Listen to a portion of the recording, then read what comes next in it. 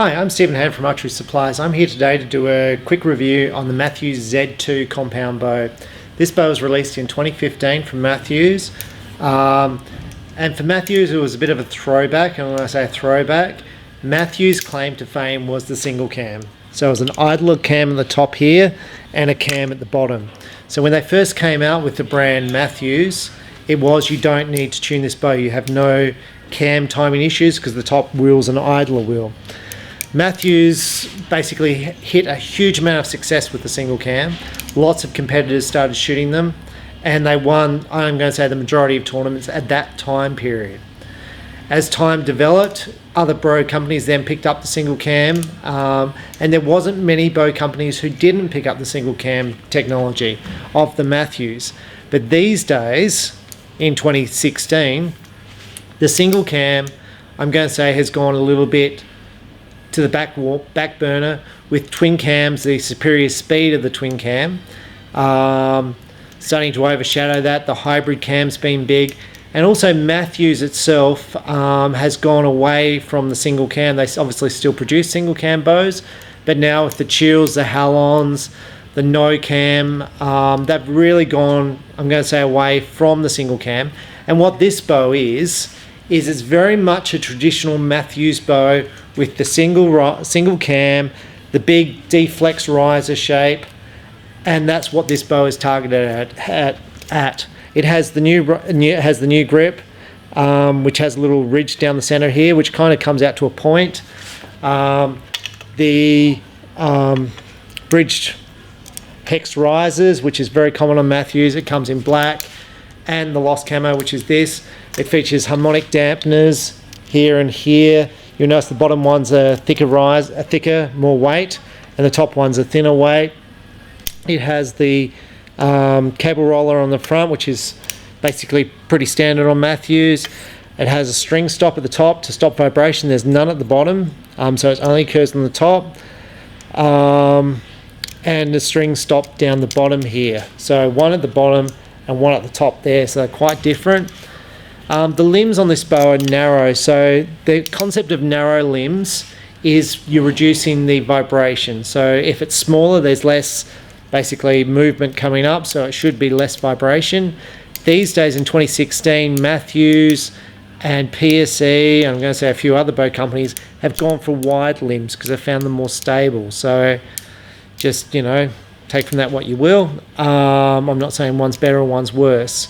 This is very much designed to be a hunting bow, but there's no reason why you couldn't shoot target with it, because people have had lots of success with Mathews and this style of bow in the past. But it's clearly aimed at the hunter, and it's very much a throwback to the traditional Mathews bows of the past. Price point on this bow in American dollars is about $850.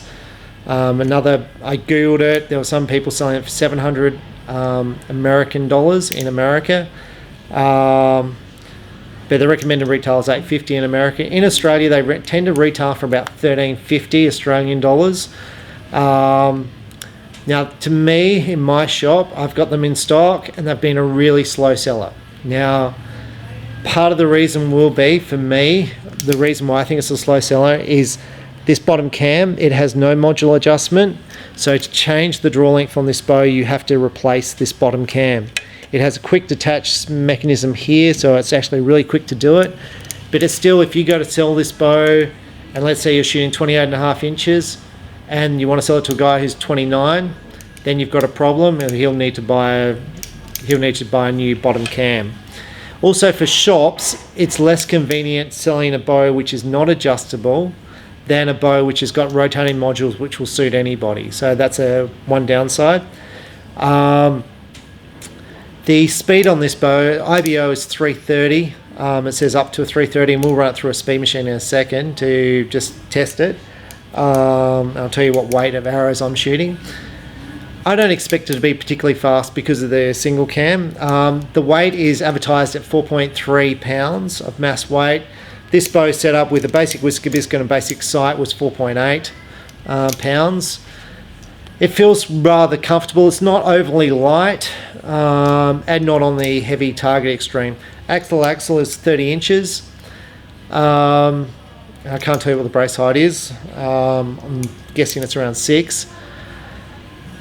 Couple of quick things on this bow. It's a nice bow to shoot and a nice bow to draw, so we're going to have a couple of shots and see how this shoots as far as accuracy wise. And yeah, we'll see how it goes. But Mathews produce a great quality product.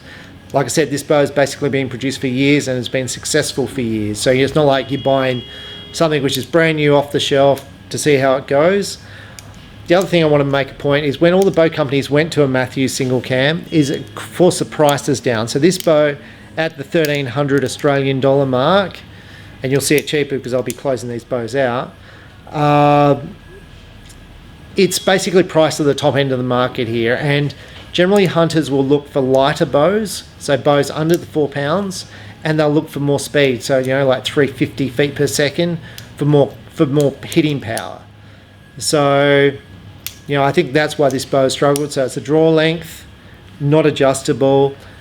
It's the weight, it's a little bit heavier than a lot of other bows, and it's not as fast as a lot of the bows in this price point. But it's still a quality made product and it'll still shoot really, really nice. So we're going to just draw it back and see how it goes.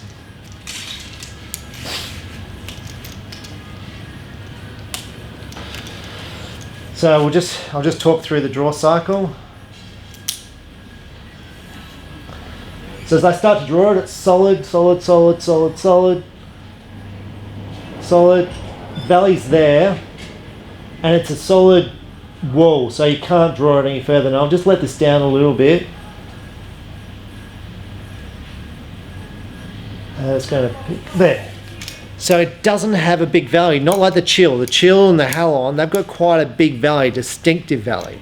So you draw it back and it lumps in. As you feel like you could hold it forever. This you kind of don't feel like you can hold it forever, but it's an easy valley. Do you know what I mean? So it's not a big valley where you can let down your tension, but it's not aggressive either. So it's quite smooth all the way through, and we'll just shoot the shot. So I like the draw cycle on this. When you draw it back, it's pretty easy. The wall's really solid. No vibration in the shot. The bow rolls forward in my hand without a stabilizer because of the balance. You can just see it roll. So overall, I like the bow. It's a nice bow. And what I'm going to do is I'm going to go back to 18 meters. I've got a basic whisker biscuit on the bow, basic hunting sight. The bow's not sighted in, but we're going to shoot some arrows at 18 meters. I'll just shoot 3 arrows and sort of see how they group. I expect to shoot quite well with this bow. Sound on this bow, vibration is negligible, so it's very quiet and very little vibration. So perfect for your 3D hunting archers. Your target archers are going to shoot well with this. It's been a proven bow over years, and that's the reason why. So just check it out, but we'll go back and we'll shoot 18 meters. So I'm back here at 18 meters. Now I haven't sighted this bow in. I've literally shot 2 shots with this bow. So I'm not looking to hit the gold. What I'm looking at is for the accuracy downrange, to see how these arrows shoot, how they fly. And people could argue I haven't tuned this bow, but this is straight out the box. We're going to shoot 18 meters and see how they group at 18 meters.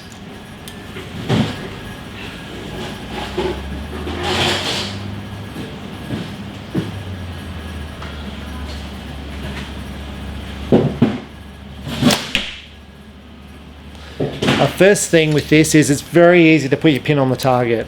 My peep sight on this bow is 7 inches above the D loop, and for a 30-inch bow you generally need to have it a little bit higher because of the angle of the string down.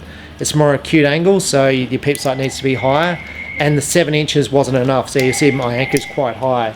It'll be fine for a person with a wrist release aid, but I'm shooting back tension.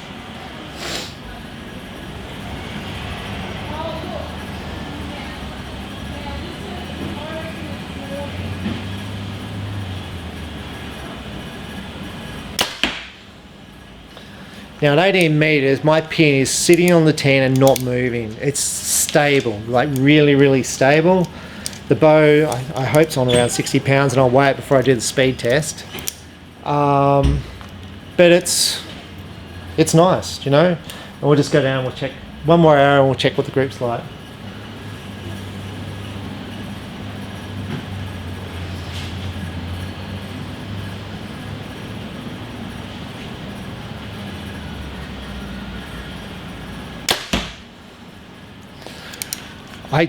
I think the arrows are shooting good. Actually, I've got no idea where my arrows are on the target. I know they're off to one side, but I think they're kind of grouped. So we'll just run the camera down there. So I just shot at 18 meters. Like I said, this bow's not tuned. Straight out of the box, whiskey biscuit D-loop fitted, peep sight fitted. Peep sight's not in the right position for me. Now, 3 of these arrows, I shot 3 arrows. I can fit them all in my hand grip, so the grip is tied at 18 meters. No stabilizers. Now, to get your accuracy, you generally need stabilizers to stop you shaking and all that sort of stuff. But that group, I mean, if I adjusted my sights, that'd probably be 3 10s and a 9. Now for me, this is a hunting rig. That's super accurate. Easy to aim, easy to shoot. You're going to have no screws coming loose on this bow because there is no screws on the bottom module. So with adjustable cams, you do have screws which do come loose. You don't have that on this bow. So what I'm going to do now is I'm going to weigh the bow and we're going to shoot it through a speed machine so you can see what sort of speed we get. But as a target bow, so 3D, field shooting, and yes, for hunting, this bow will be fine. I find it really accurate and nice bow to shoot. Quality on Mathews is excellent. So we'll just shoot it through a speed machine and see how it goes. We've gone outside to shoot the Z2 through a speed machine. Now I've just measured the weight of this bow. It's at 56 pounds at 29 inches. So it's pretty similar to my target bow. The arrows I'm shooting are gold tip Velocity Pro 400s. They've got a 90 grain point in them and the total weight is 330 grains. So these are the arrows I use for all my speed testing. The poundage is pretty similar.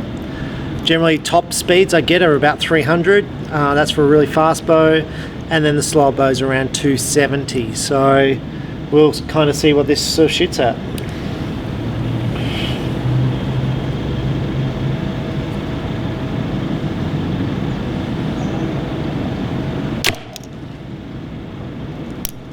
And that speed was 270. We'll shoot one more arrow. Now, so the speed of 270 is not unexpected for me because it doesn't have the compression limbs, it doesn't have the big cams that a lot of your faster bows have. It's still a pretty respectable speed, but it's not in the faster end of town. You know, it's not in the PSE decrees or the full throttles or, you know, the 250 bows.